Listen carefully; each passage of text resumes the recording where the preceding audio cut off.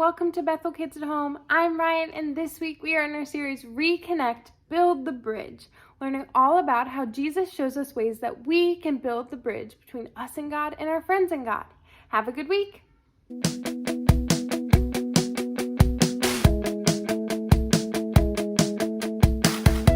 I don't want to fight like this anymore.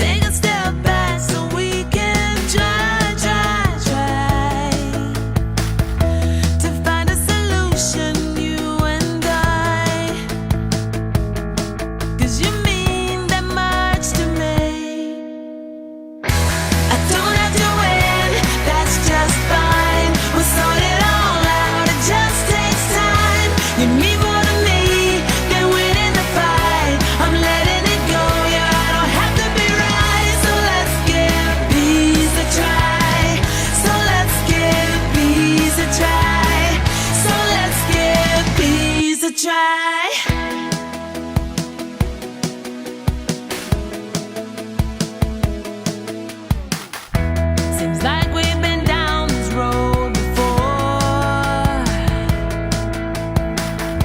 It feels like we're always keeping score. I can't let you go until we try. Beginning again, you and I. 'Cause it's worth it all to me. Oh, I don't have to win, that's just fine. We'll sort it all out, it just takes time. You mean more to me than winning the fight. I'm letting it go, yeah, I don't have to be right. So let's give peace a try. So let's give peace a try. So let's give peace a try.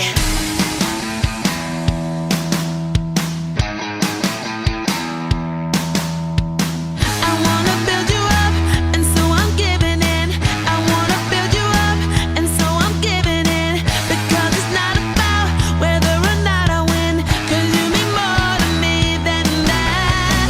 I wanna build you up, and so I'm giving in. I wanna build you up, and so I'm giving in. Because it's not about whether or not I win, 'cause you mean more to me than that.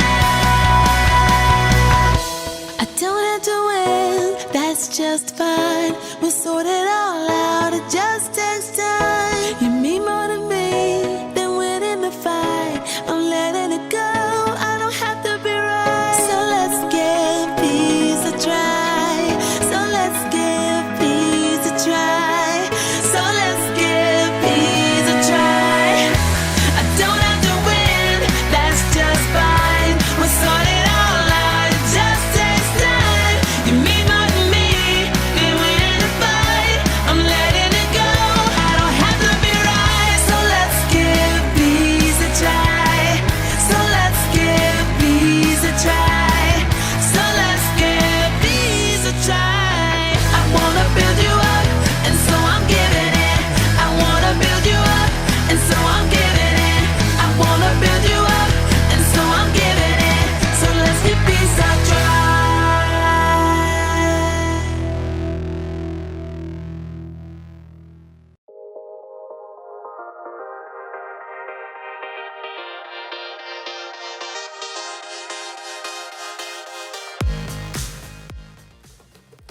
Oh, hold on just a second.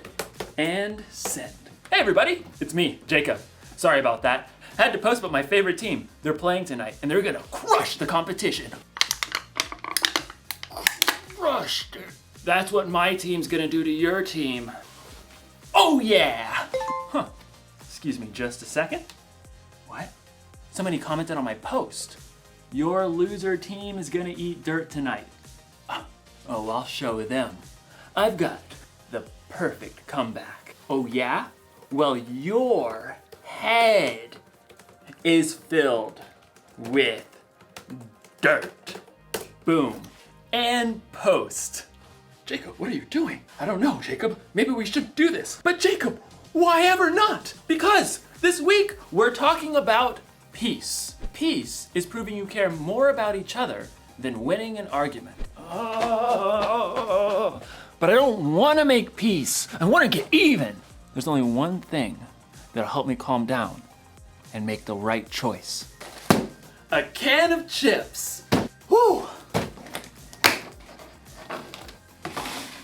Sometimes when you want to fight with someone, it's good to focus your mind on something else. So I'm going to focus on building a curvy chip bridge, which requires so much focus, I'll have no room to think about all the insults I could make online. In today's story, we're gonna see what a guy named Isaac did when he was insulted. I wonder if they made fun of his favorite sports team.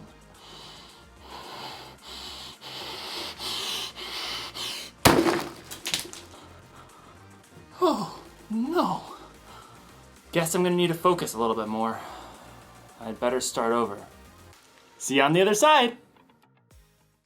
The Bible. It's 66 books of history, stories, letters, and poetry that fit together to form God's one big story. The epic adventure of how He created us and loves us so much that He made a way to rescue us. As we travel through the Bible, from Genesis to Revelation, we discover people who met God and found their lives changed forever. Now, for an amazing story, inspired by the book of Genesis, chapter 26.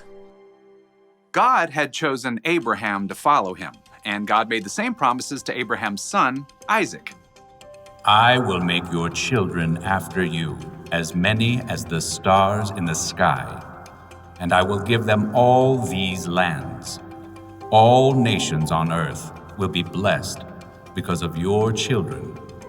Thank you, God. The land of the Philistines where Isaac lived had experienced a period of famine, but God blessed Isaac's crops. Hey, boss, we done gathered 100 times more wheat than we planted. Excellent. 103.7 times as much, to be precise. And your flocks and herds are multiplying like rabbits. Actually, they're increasing like sheep and goats, because that's what they are. Very well, carry on. Unfortunately, the Philistines who lived nearby grew jealous of Isaac's success. They shoveled dirt into his wells, cutting off his water source. Excuse me? The king of the Philistines called for Isaac and issued a command. You have become too powerful. Move away from us. It wasn't fair. Isaac had plenty of men who could stand against the Philistines and fight, but he chose to keep his cool. All right, we'll move down to the Valley of Gerar. Isaac and his family packed up everything he owned. I knew I should have been saving all those Camel X delivery boxes. They moved on and made camp in the Valley of Gerar, where Abraham had lived many years before. Oh, all right, men. Let's open up those old wells my father dug. Isaac's servants immediately got to work, digging for water. Ooh-wee, it's hotter than a snake in a hog's back out here.